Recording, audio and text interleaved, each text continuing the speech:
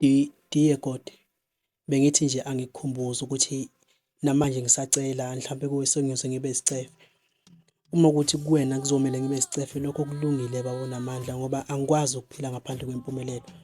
Ngiyakhumbula kuqala unyaka ngasikhanyisa lesi sibani ngicela kuwena. Ngicela umsebenzi, umshado ney'nkinga ukuthi qaqeke endleleni yami yokuphila.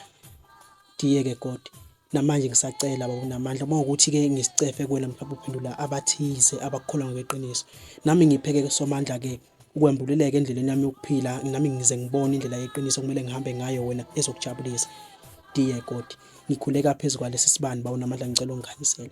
Ingilosi yokuphila lesi sibani sasemhlabeni amafutha azophela noma yinini. Sizongishiyela ebumnyameni kodwa ngikhuleka kuwena njengebani esikhulu, njengesibani esikhulu sey'bani ukuthi wena ungikhanyisele mihla yonke yokuphila kwami indlela nami yokuphila. Uzoqeqeza zonke iy'bopho phezu kwempilo yami baba Namandla. Uqedise konke ubumnyama endlela yami yokuphila wena ubuyisibani. Dear God, bengithi nje angikukhumbuze nje ngingakucela kusukela kuqala unyaka nawu unyaka usuyaphela baba Namandla.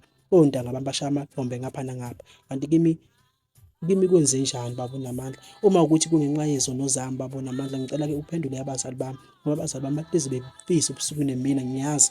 Bahlezi bebona ontanga bami bephumelela ngapha nangapha besho ukuthi kazi kwalaphi ngowethu umntwana.